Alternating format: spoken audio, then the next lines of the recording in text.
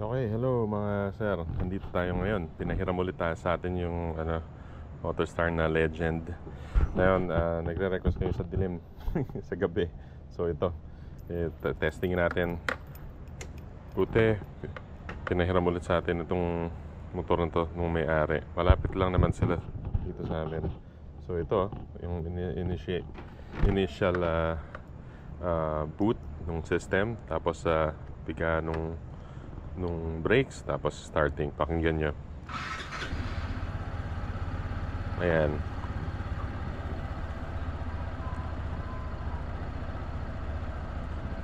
Tahimik yung makina niya ngayon. Parang ano nga may Honda Click kami noon, parang pareho. Okay, yung ngayon may konting vibrate sa umpisa, dahil siguro ka-on ko lang. Pero pinalamig ko rin kasi dinala doon an hour ago dito So yan. So ngayon tingnan natin, buksan natin ang ilaw. Ang ngayon naka-on yung driving light pala niya. Daytime driving, ano yan? Daytime driving light. Yan, buksan ko na yung ilaw tignan nyo. Ayan. Okay, GoPro pala gamit ko ngayon. Naka-auto settings lang siya. Sana makuha niya tong sa dilim ng tama, Okay, testingin natin. So ulit, ito yung pinaka driving light lang niya. Driving light, daytime driving light. Ngayon naka headlight. Ang liwanag. Tapos yung high beam, ayan, low beam. Okay? So low beam muna tayo. And then may passing. So tuloy tayo, testingin natin. Okay, let's go. So talagang sa 3,000 RPM siya umaandar. Yung number 3 dito sa dashboard. Testing. Ayan Okay naman. Ayan, medyo tinabi ko na yung susi. Kasi maingay yung susi, tumatama sa sa pocket. Yung keychain niya.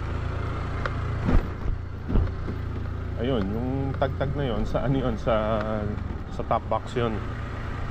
Kasi gawa lang ng plastic. So siya yung matagtag. Pero nung isang araw, hindi ko napansin na matagtag siya. Siguro mas tahimik kasi ngayon. Ayan.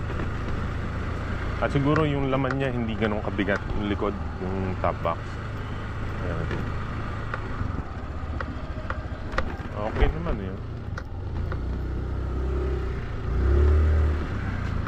Testingin natin Ito tayo. I think pwede na natin i-40 to. Medyo arangkadain natin tingnan natin. Ayan, stop tayo dito. Para 0. Ayan, tingnan natin Pero hindi pwedeng bilisan So ito lang, testingin lang natin. Kunyari, kailangan mong bilisan ng konti for now. Pero hindi pwedeng mas mabilis sa 40 So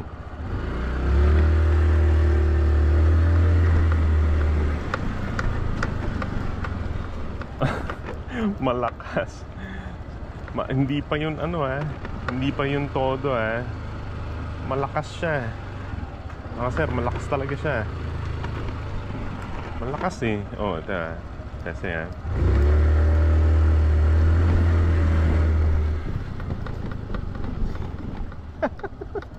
Okay, nakakatuwa. Ang lakas ng makina niya. Fuel injected kasi.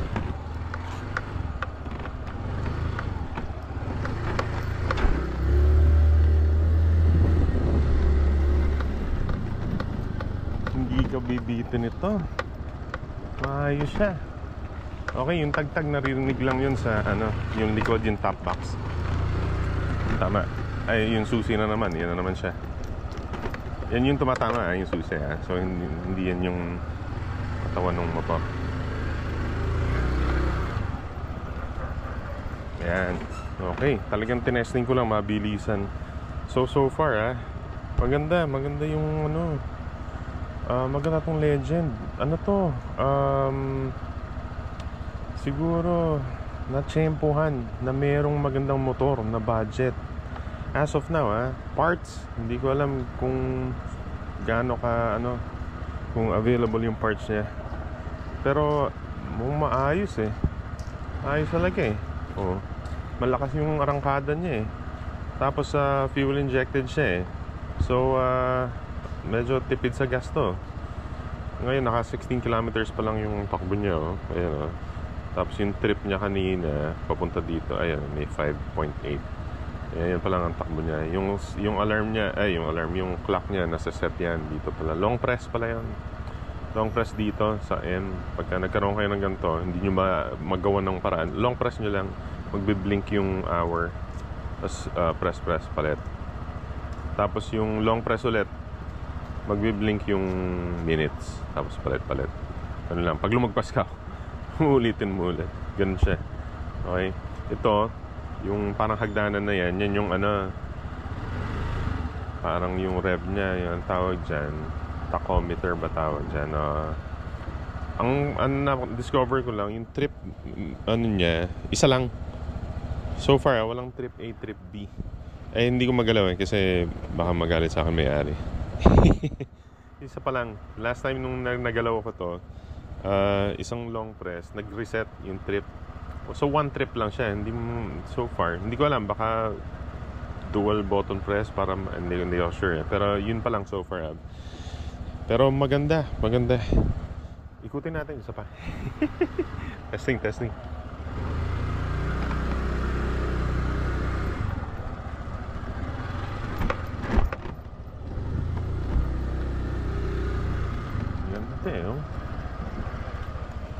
At siya, madaling imaniobra, magaan. Oh. Yun, yung kalampag na yun, top box yun. Ang kulit ko, no? Top box yung, yung makalampag. Pero medyo umano na siya, yung kalampag niya, yung shocks. Siguro binawasan ng ng tire pressure to, kaya ang swabe na. Ayan, ang swabe na eh. Kasi nung nakausap ko may-ari, sabi ko medyo matagtag. Ngayon, hindi na eh. Baka mukhang nabawasan na yung tire pressure. So, very good siya. Ayun lang po, para makita nyo lang sa gabi, pati yung experience ko ngayon dito sa Motorstar Easy Ride 125 FI Legend. Okay, thank you.